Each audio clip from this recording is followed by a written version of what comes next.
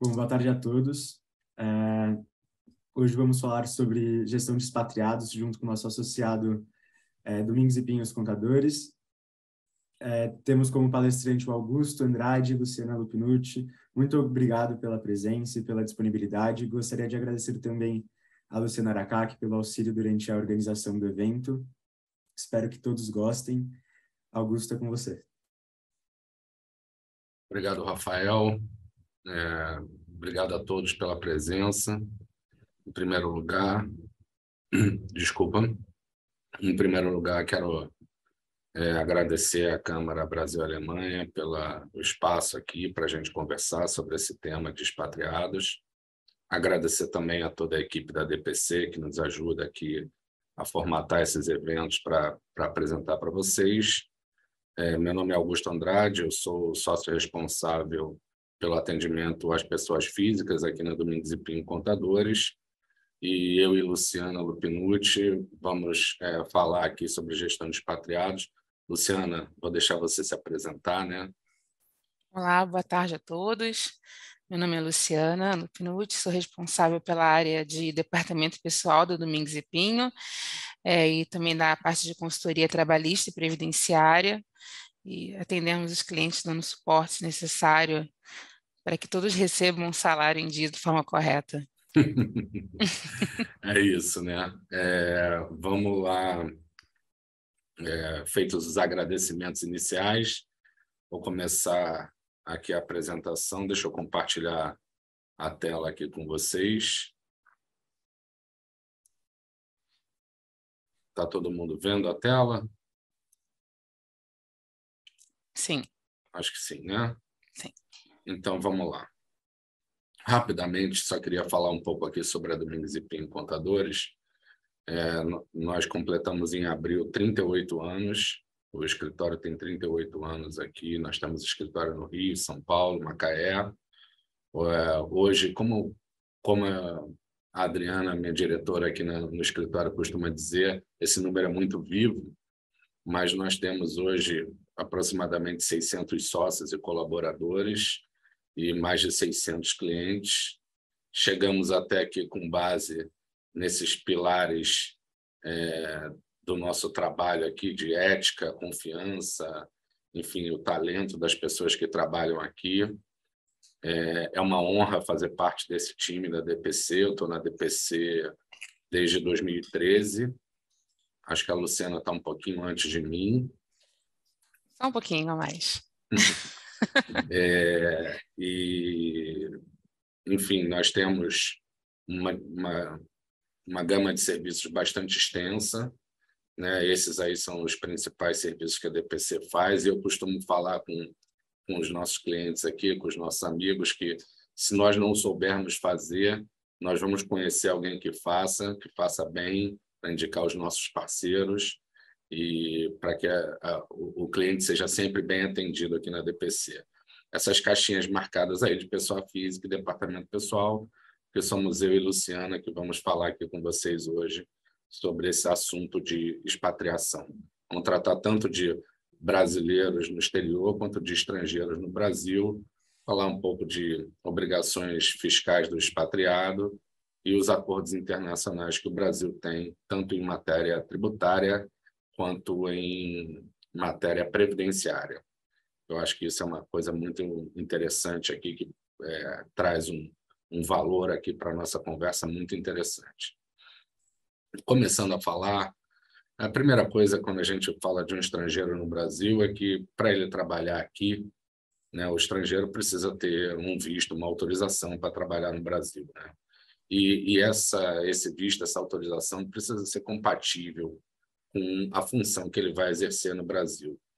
Então, é muito importante que o processo de trazida de um estrangeiro para trabalhar no Brasil ele comece bem alinhado com os provedores de visto. Nós não fazemos visto aqui na DPC, mas também temos parceiros aqui do escritório que podem ajudar.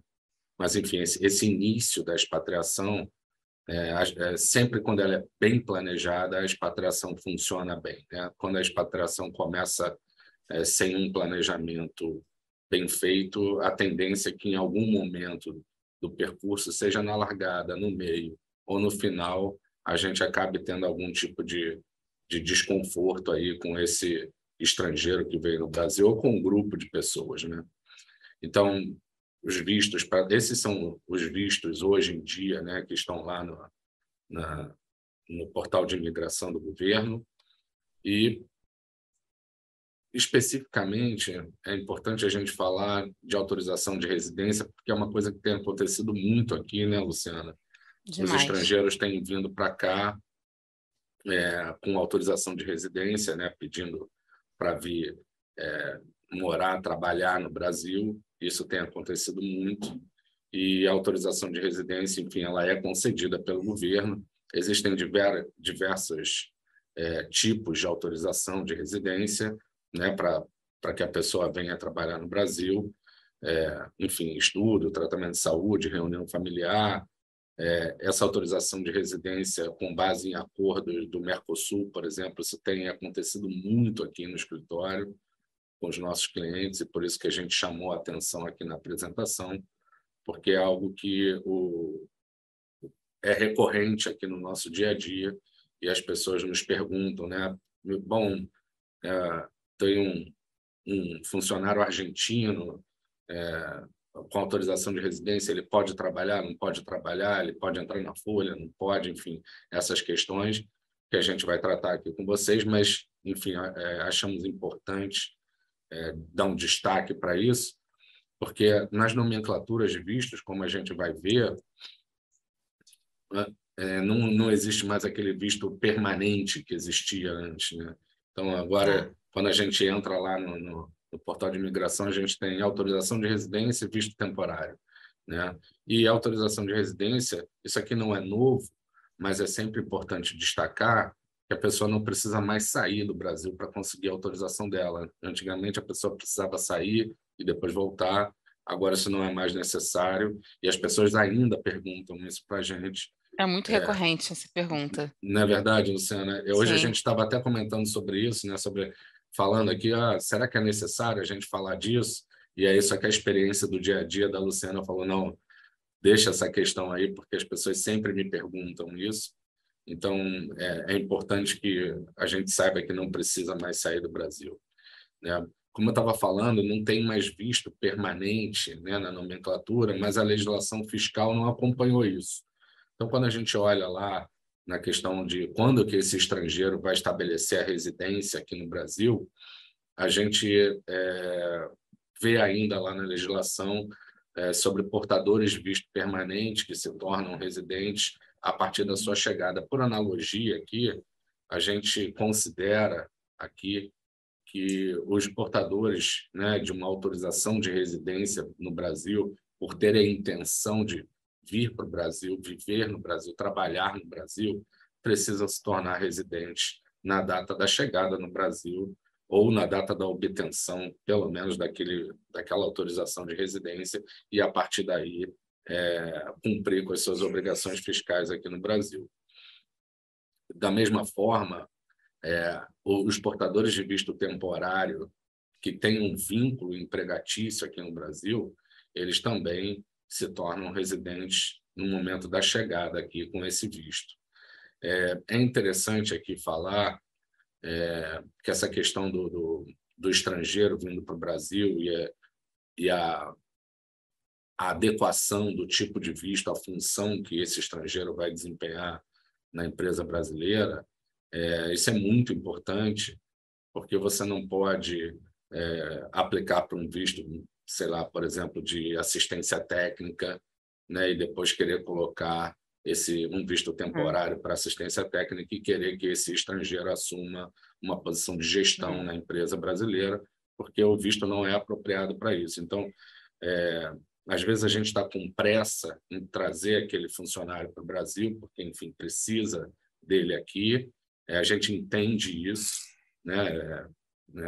Essas coisas acontecem nas melhores famílias, vamos dizer assim, mas a gente precisa tomar cuidado para adequar o visto à situação específica, o trabalho que esse estrangeiro vai desempenhar por aqui. Em complemento, Augusto, Pode vou falar. complementar aqui essa questão do visto com um contrato de trabalho que vai ser firmado com esse empregado, né? É muito importante que a empresa que seja responsável pelo visto dele no Brasil esteja alinhado com a atividade que ele vai desenvolver na empresa, para que não haja nenhuma inconsistência entre o contrato de trabalho e o visto dessa pessoa aqui no Brasil. Perfeito.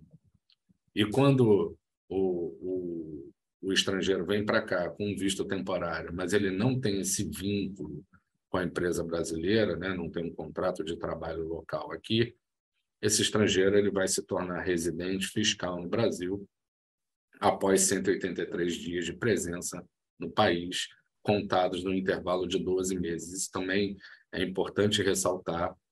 É muito comum as pessoas entenderem que o período de 183 dias é contado dentro do ano calendário. Não é no ano calendário. Ele é em períodos de 12 meses. Então, se eu entrei hoje, eu tenho até 17 de agosto do ano que vem para contar se eu completei 183 dias ou não no Brasil, e aí ser residente a partir do dia 184. Se eu não tiver completado, aí eu tenho que pegar minha segunda entrada no país, né? Imagina que eu cheguei, saí, voltei em 1º de dezembro, vamos dizer, e aí até 1º de dezembro de 2023 fazer essa contagem de novo, desconsiderando esses dias entre hoje e 1º de dezembro, fazendo uma segunda contagem. Então, esse controle, né, de entradas e saídas dos estrangeiros aqui, portando um visto temporário sem vínculo empregatício no Brasil, ele é uma coisa muito importante, às vezes difícil de ser feita, mas que precisa ser feita na ponta do lápis, para que a gente evite problemas com os impostos aqui no Brasil. Aqui eu fiz um resumo, né, do que a gente considera como momento da residência fiscal no Brasil. E, como a gente já estava falando, né, autorização de residência, via de regra, a gente vai considerar a data da chegada. Existem autorizações de residência para, enfim, para tratamento de saúde, né, para coisas que não estão ligadas ao trabalho, mas como a gente aqui está falando de trabalho, a gente considera que, na data da chegada, esse estrangeiro precisa ser considerado residente no Brasil. Quando ele trabalha com vínculo empregatício também, sem vínculo empregatício, essa contagem de 183 dias. E aí, uma questão particular, mas que também é muito comum, e principalmente aqui comigo, que cuido de pessoas físicas aqui na DPC, nós temos bastante casos de estrangeiros portando autorização de residência com base em reunião familiar. Muitas das vezes esses estrangeiros falam para mim, mas aí, quando é que eu preciso começar a pagar imposto no Brasil? E fizemos questão de mencionar aqui essa intenção do estrangeiro, porque se eu tenho uma autorização de residência com base numa reunião familiar e eu estou vindo para viver aqui no Brasil com a minha família, é claro para todo mundo, penso, né, que na data da chegada, esse estrangeiro precisa considerar que ele é um residente fiscal no Brasil. Por outro lado, é muito comum também nós termos pedidos de reunião familiar, onde o estrangeiro tem um filho aqui, por exemplo, e ele quer vir aqui visitar o filho e voltar para o país de origem dele ou para onde ele está trabalhando. E ele me pergunta, mas eu vou me tornar residente na data da minha chegada? Eu entendo que esse caso não é um caso de ser considerado, porque ele não tem a intenção de viver no Brasil. Então, essa sintonia fina entre o tipo de visto, a intenção do estrangeiro, isso precisa ser analisado caso a caso. Tá? Então, eu não quero fechar um diagnóstico aqui, falando, né, no jargão médico, assim, vamos dizer, mas é algo que precisa ser analisado caso a caso. Aliás, todas essas questões dos estrangeiros no Brasil e dos brasileiros no exterior vão ter detalhes que precisam ser analisados caso a caso, né? Não tem uma coisa que a gente possa dizer, isso vale para todo mundo, porque sempre tem uma situação particular, afinal de contas, estamos falando de gente, né? E todas as pessoas têm suas particularidades. Seguindo adiante aqui, antes da gente falar de tributação, uma coisa que é importante, porque a gente vê no nosso dia a dia, não é, Luciana? Essa questão da fonte pagadora dos rendimentos, né, para os estrangeiros no Brasil, para os brasileiros no exterior. Para fins de imposto de renda, a gente considera a fonte aqui no Brasil quem está suportando o custo daquele pagamento. É muito comum a gente ter conversas com clientes estrangeiros e eles consideram a fonte o local onde o serviço está sendo desempenhado. Então, vem um estrangeiro da África do Sul para o Brasil, ele vai receber na África do Sul e lá eles falam, não, mas a fonte é Brasil, porque ele está trabalhando no Brasil. E aí a gente explica aqui para a gente aqui no Brasil o que vale, o que a gente precisa considerar é quem está suportando o custo daquele pagamento. Então, e essa pergunta é muito recorrente, né? O empregado está trabalhando no lugar X, a empresa fica no lugar Y, onde é que eu tributo, como é que eu faço? A gente sempre tem que pensar quem é a empresa que está suportando esse valor para o empregado, né? Eu posso estou no Brasil, mandei o funcionário para a China. Quem está suportando esse salário? É a China ou o Brasil? Então, esse conceito de fonte pagadora, a gente sempre tem que pensar quem está suportando o salário daquele colaborador. E já dando um spoiler, né? Mesmo que o salário seja entregue lá numa conta corrente da China, né? Se a fonte, se quem suporta o custo disso é a empresa brasileira, a gente considera isso um rendimento de fonte Brasil, independente de onde os recursos estão sendo entregues. Augusto, teve uma pergunta aqui realizada pela Ana, né, sobre a questão de visto de nômade digital. Tá? Ela queria saber os impactos tributários acerca disso, né, que foi estabelecido pela Resolução 45 de 2021, é bem recente. Então, ela quer saber se tem algum tratamento, pelo que eu entendi, se teria algum tratamento tributário específico para esse tipo de visto. Entendi. A gente teve uma questão aqui no escritório na semana passada, eu acho até que eu dando uma olhada nos nomes aqui dos presentes, até a pessoa que trouxe a questão está aqui participando com a gente. O visto do nômade digital, né, nós entendemos aqui na nossa análise que é um visto temporário, né, e que outras questões podem impactar, mas, em teoria, se a pessoa está vindo para cá como nômade digital, vai prestar serviço, né, remotamente para uma empresa no exterior, o trabalho dele, o resultado do trabalho dele no exterior, enfim, tudo isso, a gente entende que essa pessoa vai se tornar residente aqui após 183 dias de presença física no Brasil, no período de 12 meses. Tá? Então, acho que era essa a pergunta, né? Isso, ela até ratificou aqui, isso mesmo. Se a regra é a mesma de 183 dias para a questão de residência fiscal ou algo parecido. Sim. Agora, podem acontecer outras coisas, né? Essa pessoa, esse nômade digital, pode querer, por exemplo, abrir uma empresa no Brasil, né? Para prestar serviços como pessoa jurídica, sei lá. Enfim, isso traria algum impacto nessa intenção dele de ficar no Brasil, sair do Brasil, enfim. Então, essas coisas precisam ser analisadas com mais detalhes. Mas, assim, como regra geral, a gente trataria isso como um visto temporário sem vínculo de trabalho no Brasil. Eu acho importante também frisar aqui, Augusto, que essas questões, elas são muito particulares, né? As análises, elas precisam ser realizadas de forma individual, né? É um atendimento personalizado, individualizado. Nós estamos colocando aqui as regras gerais, mas é sempre importante colocar os pontos específicos nos questionamentos que venham a ser feitos, porque às vezes um detalhe muda completamente a orientação que a gente possa dar para vocês aqui. Exatamente. Eu estou vendo que o nosso Q&A está bombando aqui de perguntas, pessoal. A gente vai tentar, obviamente, responder as perguntas aqui ao longo da nossa conversa, Se a gente conseguir andar rápido, a gente abre um espaço no final para ver essa interação, mas é importante que todos vocês, ao efetuarem as suas perguntas, se identifiquem, se possível, deixem seus e-mails lá, para que a gente, não conseguindo responder aqui, a gente possa responder para vocês por e-mail posteriormente, tá? Nós vamos responder a todos os questionamentos. Perfeito. Um resuminho aqui, né, sobre a tributação dos rendimentos de estrangeiros no Brasil. Uma vez que ele se torne residente fiscal, ele paga imposto sobre rendimentos de qualquer natureza, em bases mundiais. Enquanto ele é não residente, ele só paga imposto se, por acaso, receber rendimentos de fontes pagadoras situadas no Brasil, né, o princípio da territorialidade.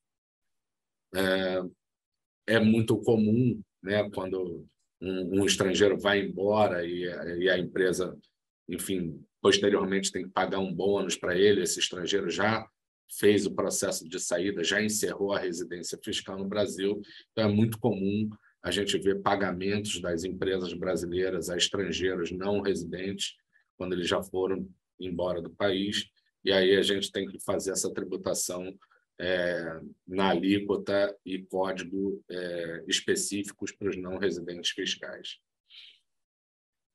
Um outro assunto muito sensível também, e que a gente vê aqui no nosso dia a dia, né, Luciana? Essa questão do split payroll para estrangeiros no Brasil. O cara vem trabalhar aqui, recebe parte do salário no Brasil, parte no exterior. Isso é muito habitual, né, Augusto, quando nós temos aqui estrangeiros no Brasil, né? Eles geralmente colocam aí que eles fazem segregação aí, né, de quem vai suportar aquele salário. E os nossos clientes, nós sempre indagamos como é que vai ser esse recebimento. Geralmente a pessoa vem para o Brasil, às vezes deixa a família no país de origem. Ele, não, eu quero receber parte no Brasil e parte no meu país de origem. E a gente precisa se atentar nesse sentido, porque do valor que foi recebido no Brasil, no nosso exemplo aqui a gente está colocando 50%, nós vamos aplicar esse valor a título de imposto de renda na folha, tabela progressiva, como regra geral, 0,561. Já no rendimento recebido do exterior, a responsabilidade pelo recolhimento é da pessoa física. Então, eu estou falando que como departamento pessoal, eu vou tratar a regra Brasil no que tange ao imposto de renda. Já referente à parte da pessoa física, o Augusto que trata dessa parte. Então, a execução de carnê-leão, é o departamento dele quem realiza. Então, nós estamos sempre trocando informações aqui dentro sobre os nossos clientes, porque eles se complementam. Lembrando que essa parte recebida do exterior, ela vai ser agregada ao salário do Brasil para entrar na base de tributação previdenciária e de FGTS também. Então, eu vou somar os dois valores para incorporar na base do FGTS e do INSS dentro da folha de pagamento do Brasil, e é necessário realizar o carnê-leão no código 0190 pelo departamento do Augusto de Pessoa Física aqui na DPC. E, Luciana, essa questão de transitar na folha, né, esse shadow payroll, né, do que é pago efetivamente suportado pela empresa no exterior, mas transitar na folha aqui do estrangeiro para fins de contribuições previdenciárias e para o FGTS, no caso de estrangeiros no Brasil, essa é uma questão que muita gente discute, né?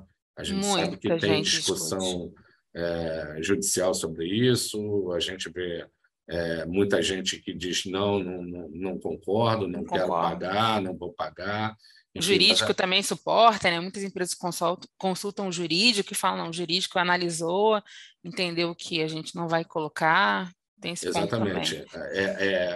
A gente aqui, como a Luciana estava falando, a gente está mencionando aqui o que a gente entende de regra geral, com base no que o próprio governo brasileiro entende que deve ser feito, mas a gente sabe que, nesse caso aqui, tem discussão, tem, como a gente fala, tem tiro para todo lado, e, no final das contas, as pessoas precisam avaliar né, os riscos, os custos e tomar suas decisões. Mas a regra que a gente entende é que essa remuneração precisa transitar para essas contribuições e ser excluída da base de cálculo do imposto de renda, porque o imposto de renda, enfim, da parcela no exterior, ele precisa ser pago no Carnê-Leão. Vou responder aqui a pergunta da Sabrina, né? Como funciona o saque do FGTS para o expatriado que volta ao país de residência, né? Sabrina, o ideal, eu vou falar a parte prática, tá, da Caixa Econômica Federal. Esse expatriado, ele levando o celular dele, né, do Brasil, na prática ele consegue fazer o saque pelo próprio aplicativo da Caixa Econômica Federal. Ele consegue fazer esse saque do FGTS, normalmente transfere para uma conta dele, tá? Como os nomes dos expatriados, eles são bem difíceis aqui no Brasil, ocorrem muitos casos de digitação errada de nome. Então, havendo qualquer inconsistência cadastral, eu não consigo sacar esse FGTS pelo aplicativo porque dá inconsistência. Salvo isso, o expatriado foi embora, deixou o celular aqui porque ele era da empresa. Ele pode ir no consulado do Brasil, no país onde ele esteja, que ele também consegue efetuar o saque do FGTS dando entrada no consulado. Maravilha. Vamos em frente. Aqui, rapidamente, deixamos aqui a regra, né, de como converter os valores em moeda estrangeira para reais. Essa é uma regra, está lá na Instrução Normativa 208 de 2002. A gente não precisa perder muito tempo aqui sobre isso, mas achamos também interessante deixar, porque somos sempre questionados, como é que eu vou converter os valores? E aí a gente explica esse palavrão todo aqui de o dólar do último dia útil da primeira quinzena do mês anterior, e enfim, isso aqui fica como uma colinha aí para vocês, tá? De como fazer a conversão, mas acho que a gente pode passar por isso aqui, senão a gente não consegue passar por todos os nossos slides, tá? Aqui um resumo do que está na legislação, aqui em quadrinhos, para ficar mais fácil de vocês entenderem quando vocês depois receberem aí a apresentação, porque todos vocês também vão receber esse material que o pessoal da Câmara Brasil Alemã gentilmente vai mandar aí para vocês posteriormente. Seguindo adiante, quando a gente tem um estrangeiro que já deixou de ser residente fiscal no Brasil, né, como a gente comentou lá no início, e, por acaso, ainda tem algum valor a receber por aqui, seja uma verba final, enfim, seja um bônus pelo desempenho no ano anterior, ele também precisa pagar imposto aqui sobre essa parcela da remuneração que está sendo paga aqui, como um não residente fiscal, a alíquota é de 25% nesses casos, o código 0473. Né? Não tem como fugir aqui. Mas a parcela que ele estará recebendo no exterior, não há imposto de renda no Brasil. Isso vai se aplicar também para o brasileiro em designação internacional que tenha encerrado a sua residência fiscal no Brasil. A gente vai ver mais à frente. Tá ok? Eu acho muito importante aqui, porque a gente ressaltar que a gente sempre tem que saber quando a pessoa física é ou não residente fiscal. Vocês precisam informar isso para a área de departamento pessoal. Como vocês podem observar aqui, isso muda o tipo de tributação a ser aplicado sobre o rendimento daquele profissional. Então, como nós não, um exemplo aqui, nós não fazemos visto, né, como o Augusto ressaltou, mas nós temos empresas que são parceiras nossas e que fazem. A gente precisa sempre ser comunicado ou estar alinhado com as empresas que fazem esse tipo de prestação para que nos comuniquem quando fazem a questão, tanto de visto quanto a questão de residência fiscal também. E aqui, quando a gente estabelece a residência fiscal no Brasil, né, e a gente passa lá a apresentar a declaração anual de imposto de renda, nós só vamos deixar de ser residente fiscal no Brasil depois que fizermos o encerramento dessa residência formalmente, seja pela comunicação de saída definitiva e posterior entregue da declaração de saída definitiva. Augusto, lá na legislação diz que se eu ficar 12 meses fora do Brasil, eu me torno não residente fiscal. É verdade, né? Qualquer pessoa que passe 12 meses ininterruptos fora do Brasil, ela pode, depois disso, suportar a ideia de que ela é uma não residente fiscal. O problema disso, quando a gente não cumpre esse procedimento estabelecido pela legislação de comunicação de saída e declaração de saída, a gente passa a ter que produzir essa prova de outra maneira, diferente do que simplesmente apresentar a nossa comunicação de saída e declaração de saída. Então, é muito importante, nós aconselhamos a todos que pretendem encerrar a residência fiscal no Brasil, seja um estrangeiro indo embora, seja um brasileiro saindo do país e querendo encerrar sua residência aqui, que faça sua comunicação de saída. Ela pode ser feita no momento da saída, você tem até 28 de fevereiro do ano seguinte ao da sua saída para fazer a comunicação, mas a gente aconselha fortemente que a pessoa faça antes mesmo de sair, dizendo qual é a data da caracterização de não residência dela, porque lá na comunicação de saída você tem a oportunidade de informar os CNPJs das suas eventuais fontes pagadoras aqui no Brasil. Isso inclui o seu empregador, um inquilino de um imóvel, os bancos onde você possui conta, enfim, você consegue ali informar os CPFs e CNPJs e gerar uma espécie de uma cartinha que o próprio sistema da Receita Federal produz, onde você pode assinar e formalmente comunicar às suas fontes pagadoras da sua condição de não residente. É importante salientar que a não residência ela fica estabelecida ali naquele momento, né? Eu digo lá na minha comunicação de saída, olha, eu vou deixar de ser residente fiscal no Brasil, por exemplo, em 31 de agosto de 2022. Eu posso considerar que, a partir dessa data, eu sou um não residente fiscal no Brasil. No entanto, esse processo de encerramento da residência fiscal, ele só vai ser concluído quando eu entregar minha declaração de saída definitiva. E a declaração de saída definitiva do país, ela só pode ser entregue na temporada de imposto de renda do ano subsequente ao da saída. Então, não basta fazer a comunicação de saída, precisa fazer a comunicação de saída e depois a declaração de saída, sob pena de, se você não apresentar essa declaração de saída, você pode, das duas, uma, né? Se você, por exemplo, fizer uma declaração de ajuste anual, ao invés de fazer de saída, o governo vai desconsiderar sua comunicação de saída, ou você pode incorrer no atraso da entrega da sua declaração de saída definitiva e aí ter penalidade pela entrega em atraso. E, na pior hipótese, você acaba sendo considerado ainda um residente fiscal no Brasil, sujeito à tributação em bases mundiais. Então, esse processo de saída definitiva, né, de encerramento da residência fiscal, ele precisa ser feito e concluído nas duas etapas, não basta fazer só a comunicação de saída. Muita gente me pergunta, Augusto, não fiz a comunicação de saída, mas eu quero fazer a declaração de saída. Posso fazer? Pode fazer. A declaração de saída ela vai satisfazer para o governo brasileiro essa caracterização da não residência fiscal. Qual o problema disso? O problema é que quando você não faz uma comunicação de saída até antes da sua saída do país, você acaba não comunicando às suas fontes pagadoras no Brasil da sua condição de não residente fiscal.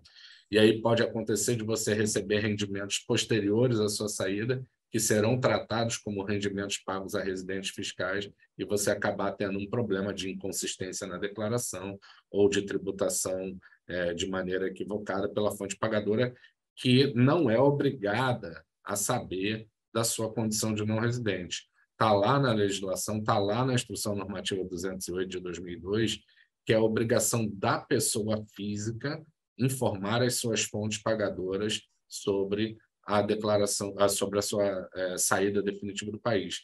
E aí a gente orienta aqui na DPC, né, a Luciana sabe melhor do que eu, porque ela opera a folha de pagamento, para o nosso pessoal aqui solicitar a cópia da comunicação de saída definitiva das pessoas para que possa fazer alteração na folha de pagamento, para que qualquer pagamento seja feito posterior a essa data seja tratado como um pagamento a não residente fiscal. Isso aí que é muito importante. Nós precisamos, de fato, ser comunicados quando ocorre isso. Eu vou dar um exemplo que aconteceu na segunda-feira, né? Nós processamos a folha de pagamento da empresa, normalmente, liberamos, daí o pagamento voltou de um dos funcionários. Daí a gente liga para o banco, foi geralmente erro de arquivo bancário, né, algo parecido, e aí, quando nós fomos pesquisar mais a fundo, nós verificamos que o jurídico da empresa tinha feito a saída, né, definitiva do país, do funcionário. O Bacen foi lá, bloqueou a conta dele. Então, quando o valor bateu na conta, voltou. Então, assim, esse tipo de situação é complicado por esse motivo, porque e agora? Como é que a gente vai tratar esse tema, né? Ele já deu a saída dele, tem salário a receber porque ele efetivamente trabalhou durante o período. Porém, o escritório de advocacia foi lá e deu a saída. Não sei se não sei como é que foi essa conversa, foi essa falta de alinhamento aí, mas hoje a gente está com um problema aqui para resolver nesse sentido.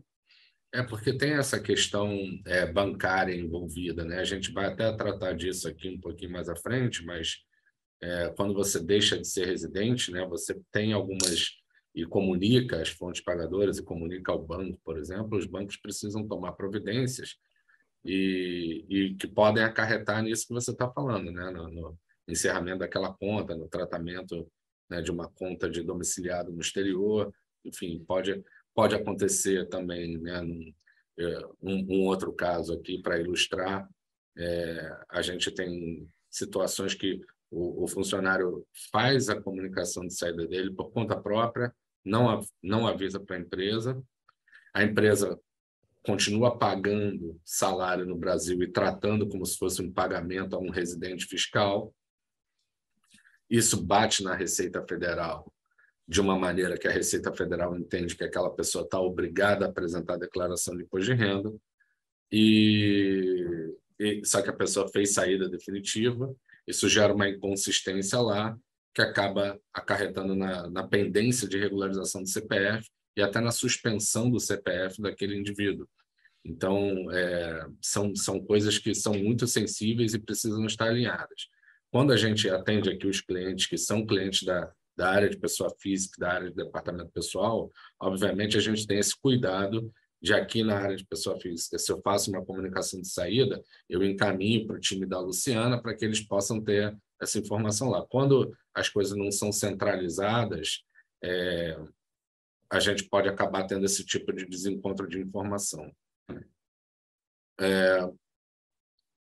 Falando aqui já de brasileiro para o exterior, eu vou passar um pouco a bola aqui para a Luciana, porque aqui a gente entra em umas questões como a gente está vendo aqui de contrato de trabalho e etc., que eu acho que a Luciana vai poder falar muito melhor do que eu aqui.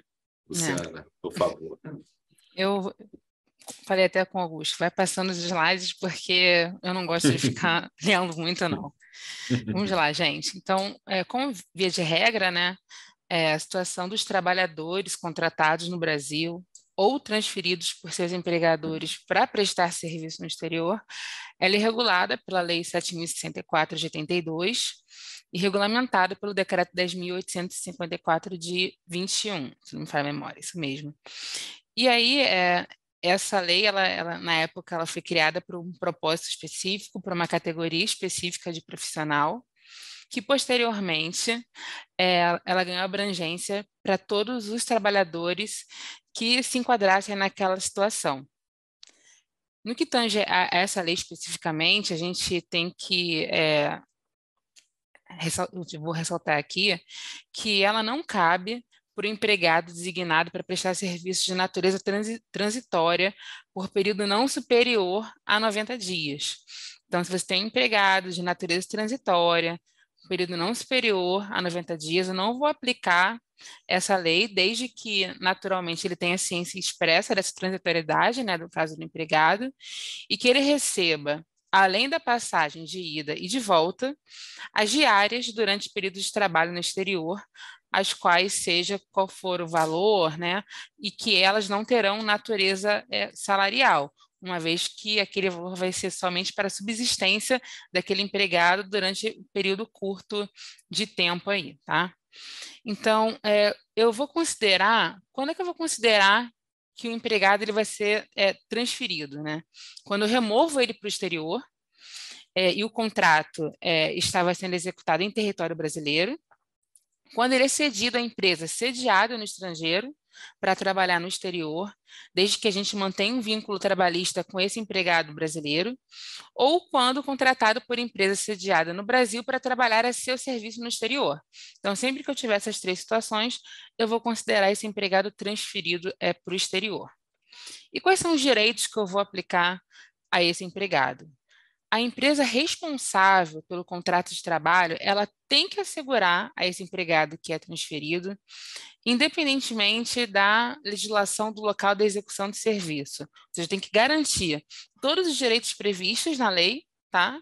7.064, a aplicação da legislação brasileira de proteção ao trabalho. Agora, o que a gente tem que observar? A legislação brasileira ela é muito paternalista, né? Então, é difícil, quando eu transfiro o empregado para o exterior, que aquele país tenha condições mais benéficas do que o Brasil. Porém, caso isso venha existir, né, a gente tem que aplicar essa legislação do país onde ele está executando, se for mais benéfica do que a legislação brasileira. Tá? E a aplicação da legislação brasileira sobre Previdência, FGTS, né, todos os direitos mencionados também na lei. E o que eu vou considerar para esse salário desse empregado? Né? Então, eu vou ter que fixar, colocar lá no contrato de trabalho dele, de forma escrita, qual vai ser o salário dele.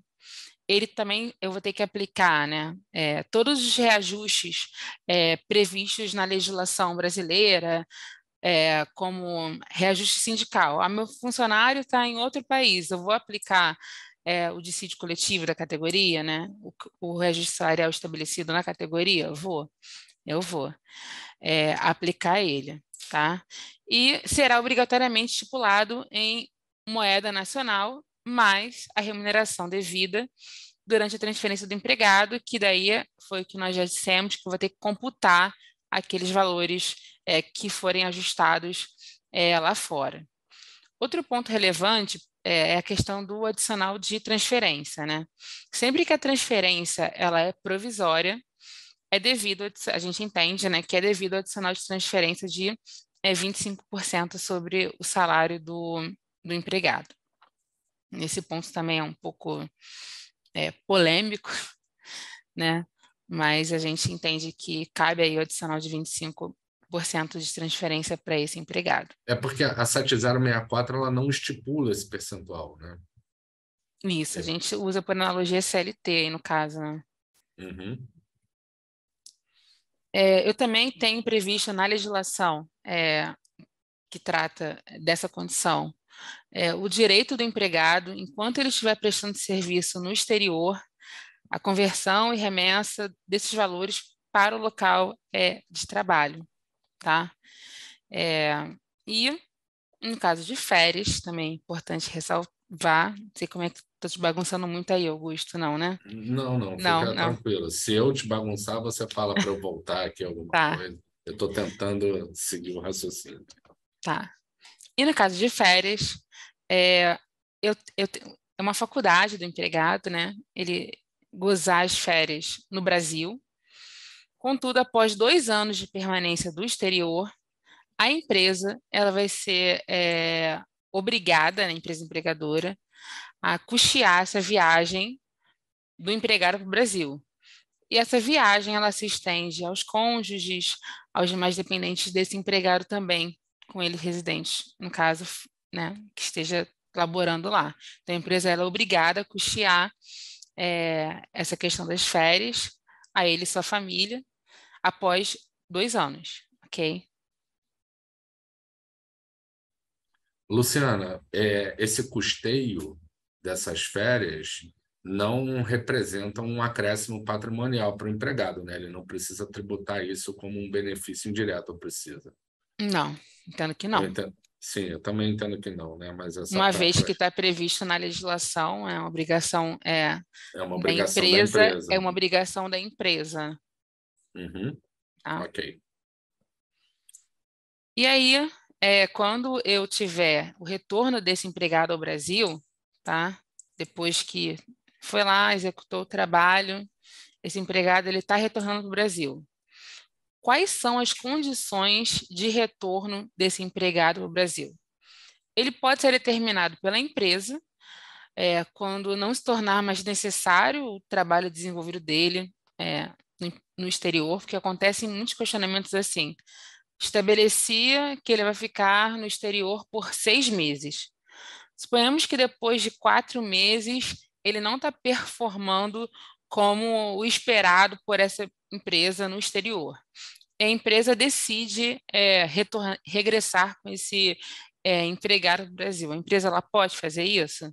Sim, ela pode fazer isso, assim como ela pode, se ele cometer um ato estipulado pela CLT como uma rescisão, que gera uma rescisão por justa causa, também cabe, tá? Uma justa causa nesse empregado. E fica assegurado a esse empregado, quando retorna ao Brasil, o término do prazo da transferência, né? E antes do prazo da transferência, na ocorrência das seguintes hipóteses, né? Após 3 anos de trabalho contínuo, para atender alguma necessidade grave de natureza familiar, a esposa ficou doente ou algo parecido, né? Então ele tem um direito que a legislação estipula que ele pode retornar ao Brasil se vier a acontecer algum fato a ele ou algum familiar dele por motivo de saúde, desde que tenha um laudo médico especificando. Quando der o empregado justa causa para rescisão do contrato de trabalho, e também se não for mais necessário ou conveniente o serviço desse empregado no exterior. E o custeio referente a esse retorno cabe à empresa arcar, né, de forma definitiva. E após o retorno, eu vou cessar naturalmente o adicional de transferência, as prestações in natura ou qualquer outra vantagem que eu tenha fornecido a esse empregado na condição da sua permanência ao exterior, né? Que é aquele caso que a gente sempre discute aqui no Brasil, aqui. Estou pagando muito tempo, às vezes, uma gratificação para um funcionário ou um benefício. Isso incorpora ou não ao salário, né? Aqui no caso, eu tenho que ter de forma muito clara que aquele adicional que ele está recebendo, ele decorre da condição dele laborar no exterior. Tendo isso estipulado, previsto em contrato de trabalho, eu não vejo risco de tirar esse benefício, uma vez que ele está condicionado à condição desse empregado no exterior, tá? E o período de duração de transferência aí, né? Ele vai ser computado como tempo de serviço para esse empregado, para todos os efeitos de legislação brasileira, ainda que o local de prestação de serviço considere como um contrato autônomo, a liquidação, a respectiva cessação. Então, todo esse tempo que esse empregado ficar trabalhando no exterior, ele vai ter direito a todos os direitos previstos na legislação brasileira. Deixa eu voltar aqui para o slide para o Augusto não me Deixa eu falar um negócio, pegar. Luciana. Eu estava aqui na hora que você está falando aí sobre essa situação da transferência brasileira para o exterior e com foco na 7064, que é o que a gente recomenda, né, para os nossos clientes. Obviamente, nós temos casos aqui, né, e nós vemos no dia a dia que muitas empresas optam por rescindir o contrato de trabalho do funcionário para que ele seja contratado no exterior. Outras empresas até adotam a suspensão do contrato de trabalho no Brasil, que não tem previsão legal para isso. E no caso de rescisão do contrato de trabalho, a empresa fica exposta a alguns riscos, né, de autuação, risco de reclamação trabalhista e tal. Acho importante a gente frisar isso aqui para o pessoal que está acompanhando aqui a nossa conversa, de que a recomendação, né, é que siga-se a Lei 7064 de 82, por mais que isso torne o processo de expatriação um processo caro, Ele é né? custoso. Né? Mas é aquele negócio, né? O barato às vezes sai caro demais. A gente tem notícia de diversas situações de reclamações de funcionários que tiveram o contrato rescindido e depois moveram ações e acabaram recebendo tudo que tinham para receber e acaba sendo mais caro do que pagar para ele no momento certo de expatriação. Então, porque a gente passou por esse slide lá no início da nossa fala aqui, e eu acho importante trazer esse ponto para que as pessoas possam refletir e analisar. Já trazendo aqui, não sei se você quer complementar alguma coisa, se eu sigo aqui. Pode seguir.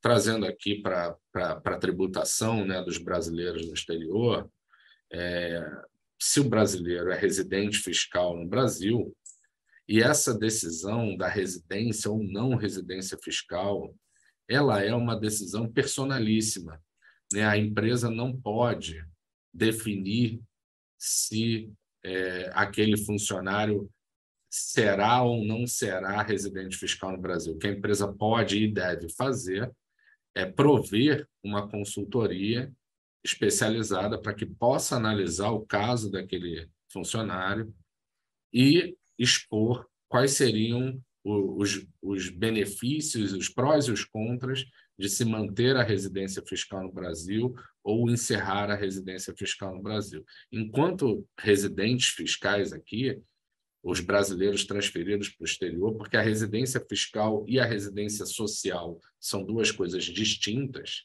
né? A residência fiscal implica na tributação em base mundial e a não residência, tributação dentro do princípio da territorialidade, somente o que for pago por fonte pagadora no Brasil.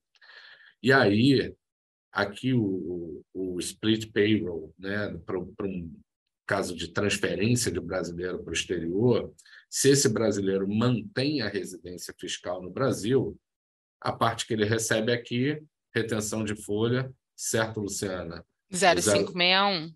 Né, normal, como a gente faz Normal. para qualquer empregado aqui. A parte do exterior, por sua vez, como se a fonte pagadora é no exterior, é importante frisar, não é o dinheiro pago pela empresa brasileira depositado numa conta no exterior. É o dinheiro efetivamente pago por uma empresa, por um empregador no exterior. Tá? Esse rendimento efetivamente pago no exterior, ele está sujeito à tributação no Brasil na forma do Carnê-Leão, no Código 0190. E aqui, Luciana, aqui não tem controvérsia, né? Aqui, não tem. Essa questão, se o brasileiro sai transferido, Lei 7064, essa verba eventualmente paga no exterior, ela precisa, Ela de vai fato, entrar para a transitar para base. todos os fins aqui, né? Ela vai transitar para todos os fins, de natureza previdenciária e de FGTS. Voltando a frisar que é possível, né, Luciana, a gente fazer a tributação dessa parte no exterior, dentro da folha, para fins previdenciários e trabalhistas, mas excluir da base de cálculo do imposto de renda. Perfeito. Né? Os tributos eles não vão se confundir aí. Nesse Porque às caso. vezes, essa é uma coisa também, uma dúvida muito comum, né? Se eu posso fazer e como fazer. Tem como fazer. Tem. E é isso que deve ser feito, no final das contas, né? Que é o que determina a legislação. Quando a gente tem um brasileiro que encerrou a residência fiscal, foi transferido para o exterior, fez a sua comunicação de saída, informou as fontes pagadoras da sua condição de não residente fiscal e ele continua, né, tendo parte da sua remuneração paga no Brasil, o que ele recebe aqui. Esses exemplos aqui de 50%, pessoal, sei que a Luciana já falou isso, mas eu vou frisar, isso é só exemplo, tá? Pode ser qualquer proporção. A 7064 ela estabelece que pode ser em qualquer proporção. Mas, enfim, o rendimento recebido de fonte pagadora no Brasil precisará ser tributado a 25% no Código de Não Residente, que no caso aqui é o 0473, mas e a remuneração recebida no exterior, Augusto? Essa ficará livre de tributação aqui, porque esse brasileiro encerrou a residência fiscal e, portanto, os rendimentos que ele passar a perceber no exterior não são tributáveis aqui. Augusto, acho também isso acontece em muitos questionamentos lá no nosso departamento, é a questão de vencimento da guia, que tem um vencimento especial, né? 0561, né, a gente vai considerar como fato gerador naturalmente o pagamento, e nós vamos recolher, declarar não é social, né? Depois de fazer a entrega da RCTF Web no dia 15, e o vencimento dessa guia vai ser no dia 20 do mês seguinte. Então, suponhamos que a empresa ela seja competência, né? Peguei lá no último dia do mês o salário, eu vou recolher esse imposto de renda no dia 20 do mês seguinte. Mas dependendo da situação desse empregado, a gente tem que efetivar a geração da guia e o pagamento no mesmo dia do pagamento do salário, correto, Augusto? Exatamente. Quando é um não residente fiscal, a retenção na fonte ela é devida, e o recolhimento do imposto, na mesma data em que o pagamento é acreditado em favor daquele brasileiro, enfim, no caso aqui, né, transferido para o exterior não residente. A tributação dos não residentes, ela sempre vai se dar por retenção na fonte, assim que estabelece a legislação. O vencimento do imposto é sempre no mesmo dia em que o rendimento é acreditado. Não. Em algumas situações que não estão aqui na nossa apresentação, mas, por exemplo, se eu tenho uma pessoa física pagando para um não residente, essa pessoa física ela pode reter o imposto, mas geralmente o que acontece é que o procurador do não residente fica responsável pelo recolhimento do imposto em nome do não residente. Nesse Mas é importante. Isso mesmo. Nesse caso, geralmente as empresas as multinacionais necessitam de um processo de aprovação antes do pagamento da guia. Então, empresas nesse sentido aqui, nós temos um cuidado ainda maior, porque é pagar o salário do empregado, gerar a guia e pagar a guia tudo no mesmo dia. Então, assim, é uma celeridade que nós temos que ter nesses processos dos funcionários nessa condição. Exato. Seguindo aqui adiante, falando das obrigações fiscais, né? Se eu me mantenho residente fiscal no Brasil, eu preciso recolher meu imposto de renda mensalmente sobre os meus rendimentos, inclusive aqueles percebidos no exterior, esses sujeitos ao Carnê-Leão. Eu preciso continuar apresentando minha declaração anual de imposto de renda, eu preciso apresentar minha declaração de capitais brasileiros no exterior quando for aplicável ao caso. Mas, enfim, se eu saio do país, mas mantenho minha residência fiscal aqui, eu fico sujeito a todas as obrigações fiscais que os residentes no Brasil e socialmente residentes no Brasil, vamos dizer assim, estão obrigados. Já quando o brasileiro transferido ele encerra a residência fiscal, ele precisa realizar todo o processo de encerramento da residência fiscal. Não é uma condição que impeça, tá, a apresentação da comunicação de saída nem da declaração de saída, mas está previsto na legislação e é extremamente recomendável que os não residentes no Brasil indiquem um procurador residente fiscal aqui para que seja seu representante perante as autoridades fiscais. É muito comum as pessoas me perguntarem, mas Augusto, eu vou ter que pagar imposto em nome daquele não residente? É importante a gente saber que a obrigação fiscal ela é uma obrigação personalíssima, né? Então, assim, eu sou responsável por pagar o meu imposto. Até um IR-fonte, né, do meu salário. Se o meu empregador não recolher, a legislação estabelece que no momento que eu entrego minha declaração anual de imposto de renda, eu vou lá e eu tenho que pagar o imposto eu mesmo. Mas era obrigação do meu empregador recolher. Isso é outra história. Mas o pagamento do imposto cabe a mim. O procurador ele tem a obrigação de reter os impostos, né, sobre os rendimentos que forem creditados ao não residente. Mas, no final das contas, a obrigação, né, o o desembolso do dinheiro cabe ao não residente, não ao procurador. É importante que as pessoas tenham essa tranquilidade, assim, para saber que, enfim, eventualmente forem procuradores de não residentes fiscais, saber que precisam tomar cuidado, precisam zelar pelo cumprimento da lei, mas não devem, no final das contas, ser cobrados pelos impostos na sua própria pessoa física. Também é uma obrigação, né, das pessoas que encerram a residência fiscal informar as fontes pagadoras no Brasil sobre essa condição de não residente fiscal. E aí, esse ponto de atenção, que também é uma coisa muito comum, é que o não residente fiscal ele não pode manter uma conta regular nos bancos aqui. Muita gente fala comigo, mas eu já saí, nunca tive problema nenhum, etc. Assim, antigamente a gente podia contar com a sorte. Hoje em dia isso não é mais sorte, tá? Você só não vai ter problema se você estiver passando abaixo do radar da Receita Federal. Se você em algum momento cruzar o limite ali de acender a luzinha amarela lá na Receita Federal, você vai acabar caindo na malha fina se você mantiver uma conta, notadamente com investimentos no Brasil.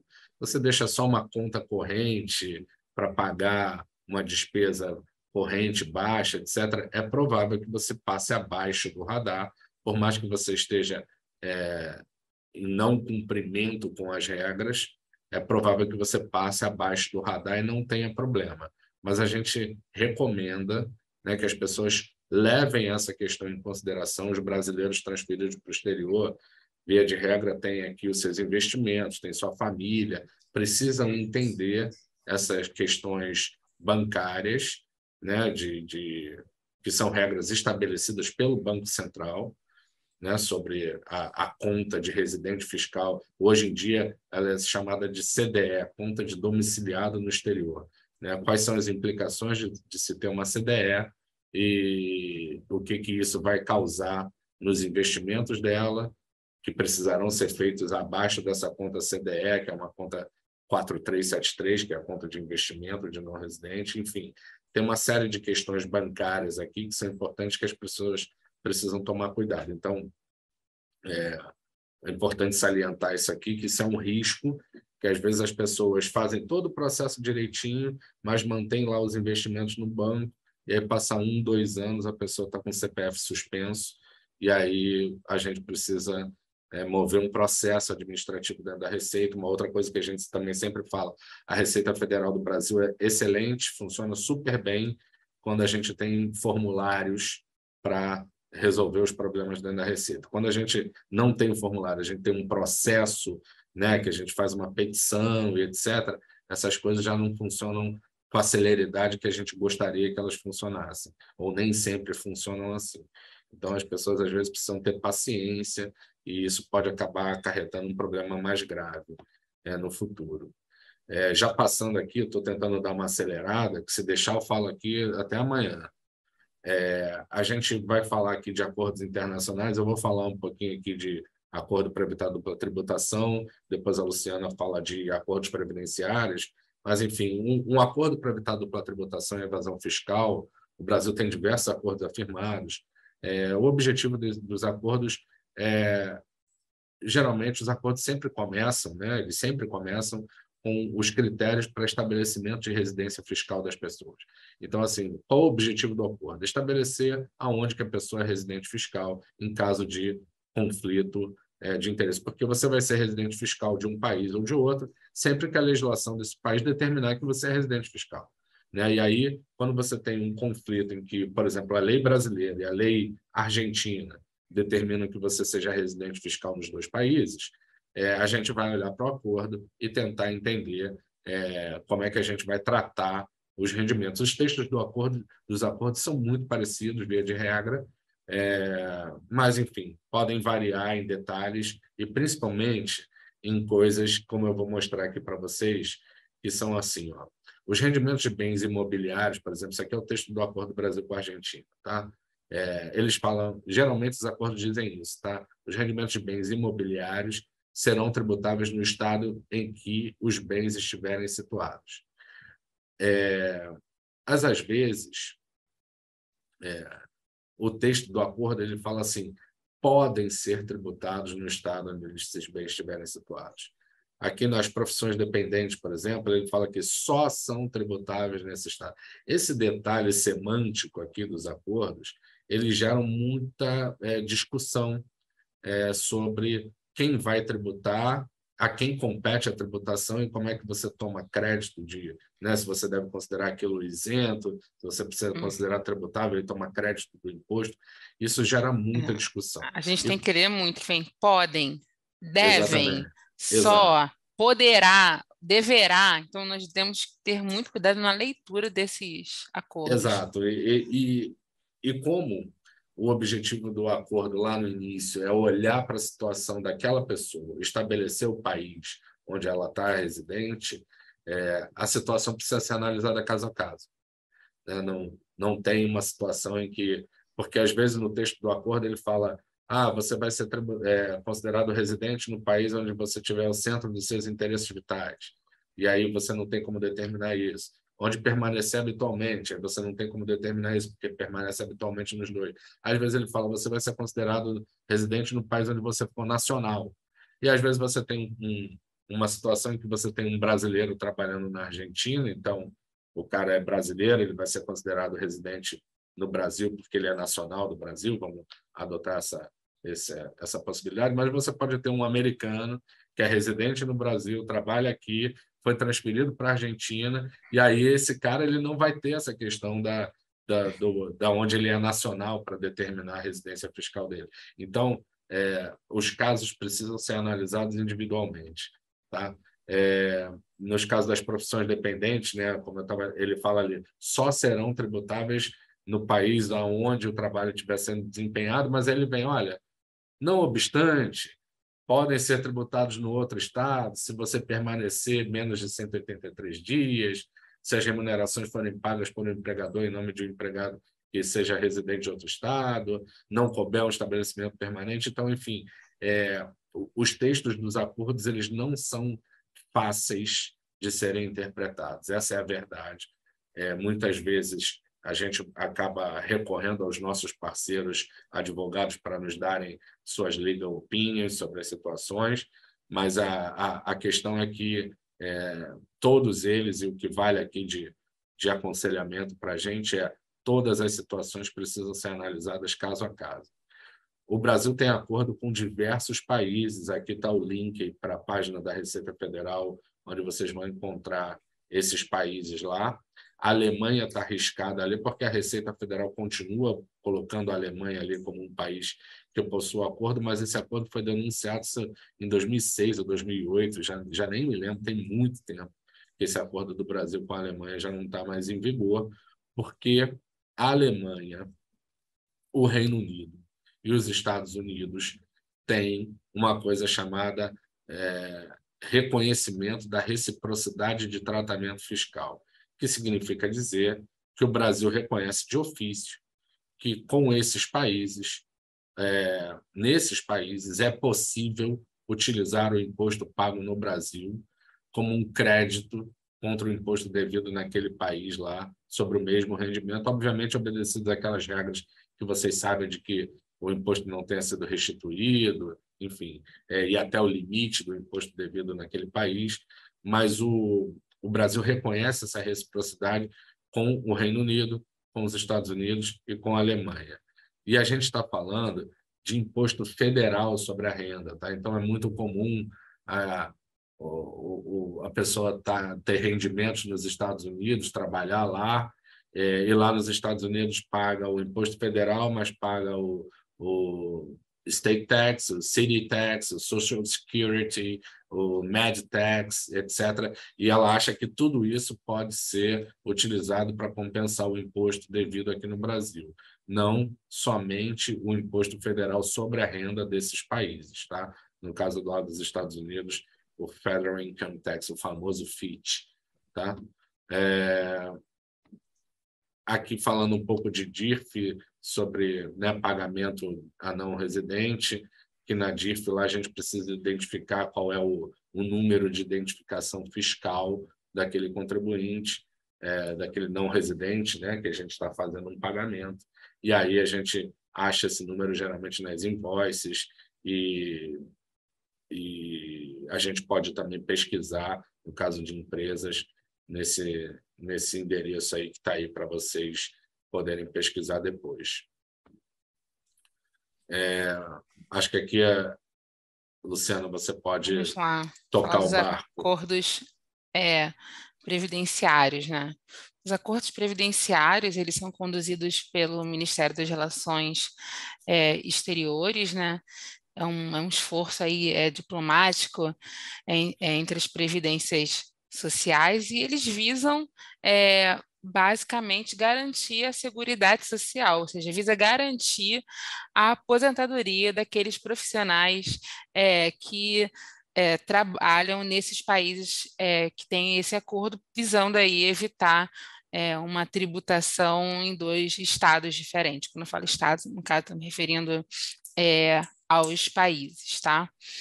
Os acordos internacionais, eles estabelecem uma relação de prestação de benefício previdenciário. Você pode só passar os slides, por favor?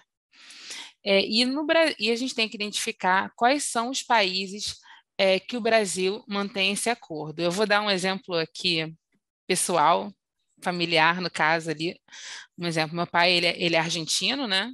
Eu também sou argentina, brasileira também. E ele laborou um tempo na Argentina, posteriormente migrou para o Brasil.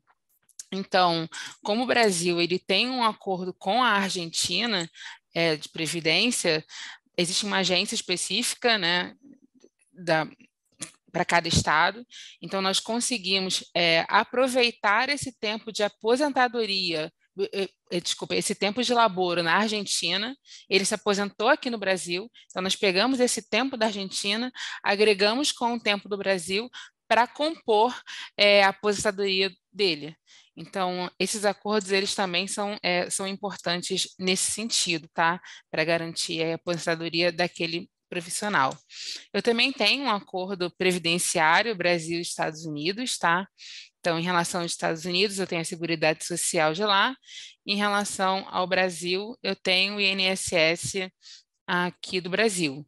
Então, se o empregado ele for transferido para trabalhar em um dos territórios dos estados contratantes, poderá permanecer submetido à legislação previdenciária do país de origem. Então, isso significa que ele vai estar isento nas contribuições previdenciárias no país de destino. Tá? E quando eu falo em isentar a contribuição, eu não falo só isentar a contribuição do empregado, eu falo também em isentar a contribuição do empregador. Então, para quem aqui que é da área de DP e está aqui, gente, não é só chegar lá na rubrica da folha de pagamento e excluir a tributação do INSS. Eu tenho que utilizar um FPAS específico, que é o 736. Eu vou falar aqui um linguajar para quem não é de DP, pode estranhar um pouco, mas a FPAS é o Fundo de Previdência e Assistência Social, que varia de acordo com a atividade que é desenvolvida pela empresa, mas no caso específico para esses profissionais, você tem que conversar com o seu operador aí sistêmico, né? O sistema da sua folha de pagamento, para estipular e colocar no FPS 736, tá?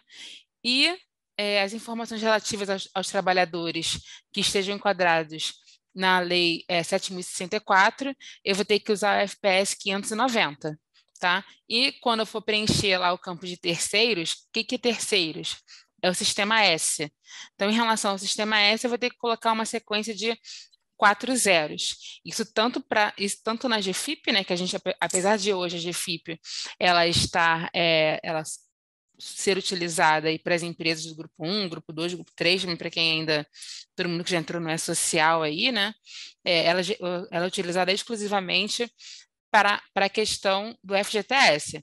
Essas demais informações, para quem já está no E-Social, eu tenho que colocar isso dentro do E-Social, essas especificações, para que haja tributação correta, e não simplesmente zerar lá e lançar no FPS habitual que você utiliza para a sua empresa. Então, acho importante a gente colocar isso também. Deixa eu voltar aqui para o... Luciana, quando a gente está falando de um estrangeiro aqui no Brasil, né, oriundo de um país signatário de um acordo previdenciário com o Brasil, isso pode significar uma redução de custo relevante, né, para o empregador brasileiro aqui, né, de não ter essa contribuição patronal sobre a remuneração dele, considerando que ele vai continuar vinculado à previdência social do país de origem dele, né? Com certeza, é uma redução significativa, e quando você vai fazer esse planejamento tributário, né, previdenciário, é importante que você coloque isso para você conseguir verificar o seu budget, para ver se isso vai fazer valer aí certinho. E é importante que você... Desculpa, Augusto. Não, pode falar.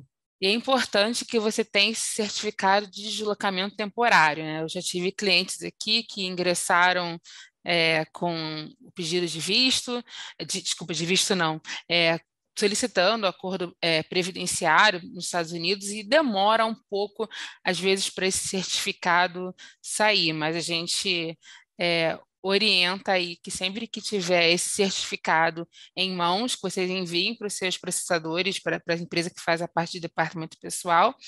No caso aqui, nós recebemos esse certificado já para poder aplicar essa regra, né?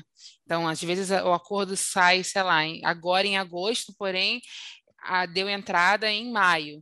Então, existe aí um trabalho, dependendo de como for, de reprocessamento de folha, para poder deixar de tributar essa parte patronal e a parte do empregado também. E é legal essa questão dos acordos previdenciários, né, na vinda do estrangeiro para o Brasil, porque isso pode significar uma redução de custo relevante para o empregador, e na saída do brasileiro para o exterior, esse brasileiro que permanece vinculado à Seguridade Social aqui, fica mais fácil para ele essa contagem de tempo, porque esse processo que você estava comentando aí do seu pai, né, de totalização dos períodos de contribuição entre Argentina e Brasil, isso é uma conta atuarial difícil de fazer, né, que a Previdência Social aqui demora também para conseguir as informações. Para reconhecer. Assim, quando você vai pegar a legislação previdenciária no que tange a aposentadoria, você vai ver que você tem uma perda financeira, porque eles não consideram 100% do valor, né, pago no outro país. Então, assim, é um planejamento que a pessoa física ela tem que fazer e se atentar. Então, e aí, quando você é um brasileiro indo para fora, se você está indo para um lugar onde você tenha um acordo previdenciário, é extremamente importante que você verifique a possibilidade de aplicar para o certificado de deslocamento antes da sua saída. É importante fazer isso antes da sua saída, para que porque a autoridade previdenciária brasileira, ela vai se comunicar com a autoridade previdenciária do país signatário onde você está indo trabalhar. Lá, essa autoridade previdenciária vai comunicar ao seu empregador de lá da sua condição. Você também recebe o certificado para você entregar para o teu empregador aqui no Brasil. Enfim, é uma burocracia grande, mas de algo que não só garante, né, a contagem do seu tempo para aposentadoria, etc., como também pode garantir uma bela economia aí para os empregadores aqui, trazendo estrangeiros para trabalhar no Brasil que tenham aplicado por esse certificado de deslocamento temporário lá no país de origem deles antes de vir para o Brasil. Certo, dona Luciana? Perfeito. Bom, nós chegamos ao final aqui dos slides. Acho que sobraram 9 minutos do tempo que a gente tinha reservado aqui para a nossa conversa. Estou vendo que a gente tem muitas perguntas no nosso Q&A. Não sei se vale a pena a gente olhar. Vou tentar olhar alguma aqui. Eu acho que vale. Eu peço que vocês coloquem, caso não haja tempo, por favor, coloque seu e-mail, que com certeza nós vamos vincular as perguntas aos e-mails para que nós possamos responder posteriormente os questionamentos, né? Aqui, ó, seguindo a ordem aqui das perguntas, o Jairo perguntou: o estrangeiro que vive no Brasil com reunião familiar, mas não exerce atividade remunerada, precisa declarar imposto de renda? Jairo, se o estrangeiro permanece mais do que... Se ele vem, né, vive no Brasil com reunião familiar, eu entendo que ele se tornou residente fiscal porque ele tem a intenção de viver aqui. E aí, pelo menos no primeiro ano, no ano em que ele estabelece a residência fiscal aqui, ele é obrigado a apresentar uma declaração de imposto de renda, independentemente de ter renda ou ter patrimônio. Ele precisa declarar, porque está lá nas condições de obrigatoriedade de apresentar imposto de renda, o fato de você se tornar residente fiscal naquele ano calendário. E aí, depois, os outros anos, ele apresenta ou não, de acordo com outros critérios de obrigatoriedade. Tem uma pergunta anônima aqui, eu vou pular. Tem muitas conversas. Como funciona o saque do FGTS? Você já respondeu. Brasileiro no exterior, precisa transitar todos os ganhos e benefícios recebidos no exterior para recolhimento de INSS e FGTS? A gente já falou aqui ao longo da apresentação que sim, não é isso, Luciana? Sim, precisa sim.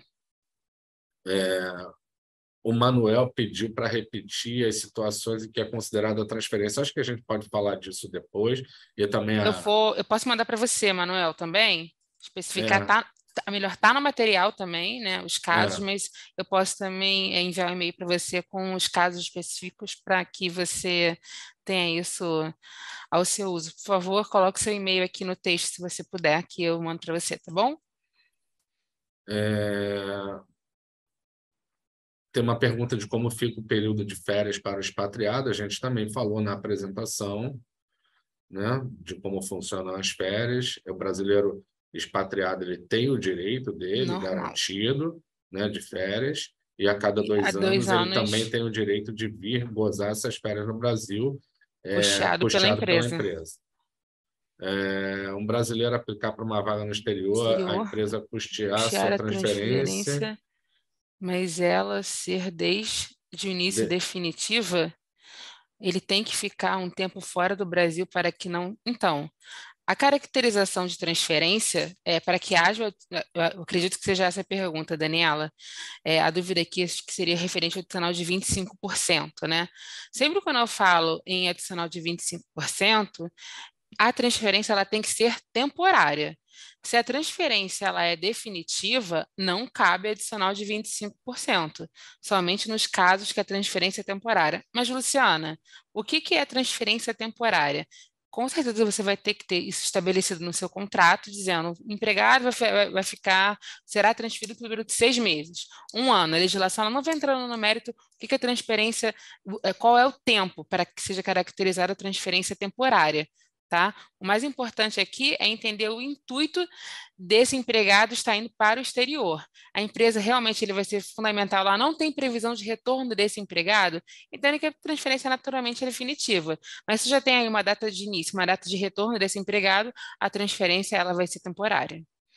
Tem uma pergunta aqui do Frank Mello, que ele fala, não ficou clara a questão da suspensão do contrato de trabalho. Qual é a razão de não poder suspender o contrato? Quando eu falo em suspensão, quando eu falo um empregado, olha, eu vou dar um exemplo clássico de um empregado brasileiro, né? Eu estou vou fazer uma MBA no exterior, passei por uma bolsa, eu gostaria de fazer essa MBA pelo período de 2 anos, mas só que eu quero retornar ao Brasil. Eu faço uma declaração para a empresa dizendo, empresa, desejo que o meu contrato de trabalho seja suspenso. Quando eu faço essa declaração e a empresa assina, todos os direitos daquele empregado, eles são suspensos. Então, ele não vai ter direito, eu paro a contagem de avo de férias, eu paro a contagem do avo da 13º, eu paro todo o contrato dele. Acho que aqui você colocou, mas eu não posso continuar pagando INSS e FGTS. O que você vai pagar se o contrato dele está suspenso? Esse é o ponto. E mais do que isso também, complementando, a transferência, a suspensão do contrato de trabalho, ela tem condições específicas na legislação. Também. E, dentre essas condições específicas, não está a transferência de um funcionário para trabalhar no exterior. Então, assim, além dessas questões práticas que a Luciana está mencionando, a gente tem uma questão direta que não há previsão legal para suspender o contrato de trabalho no caso de uma transferência de um empregado de empresa brasileira para trabalhar no exterior. Rafael, você quer falar? Eu vi que você apareceu aí, a gente precisa encerrar, é isso? Não, caso vocês precisem responder mais alguma pergunta, não tem problema nenhum, mas já vamos seguindo para o encerramento. Perfeito. Preciso de certificado de deslocamento para interromper contribuições no Brasil. Josimar, se você é um brasileiro indo para o exterior, o seu certificado de deslocamento é para manter as contribuições no Brasil e ter os direitos previdenciários fora nesse país signatário de acordo.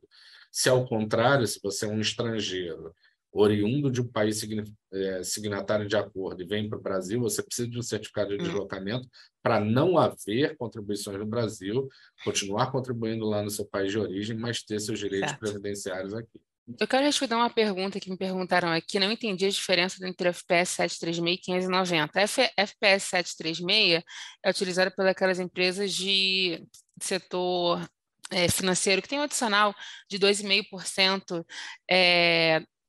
na contribuição do Sistema S. Então, para essas empresas que utilizam o FPS 736, sendo bem específica aqui, eu vou ter que mudar o FPS do 736 para o 590 e colocar o 000 na parte de terceiros.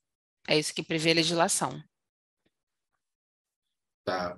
Respondendo aqui uma pergunta da Carla, se o brasileiro sai do país para países que têm acordo, ele precisa fazer a saída definitiva do país e abrir uma conta CDA?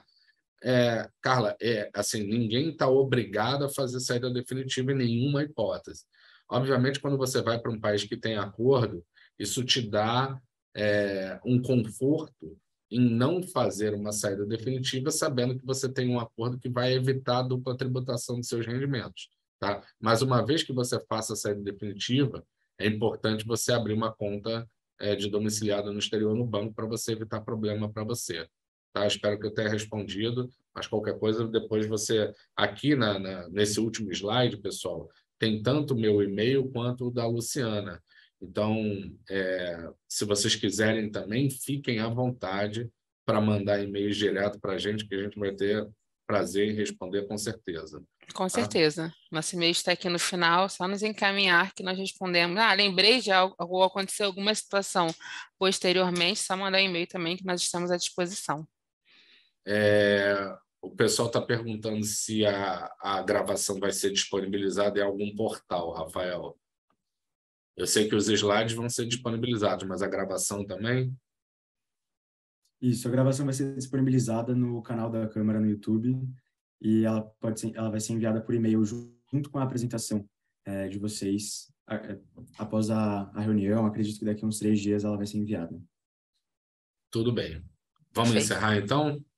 Sim, com certeza. Eu gostaria de agradecer a vocês pela apresentação e pedir também para que os participantes possam responder a enquete que nós temos de satisfação em relação à apresentação.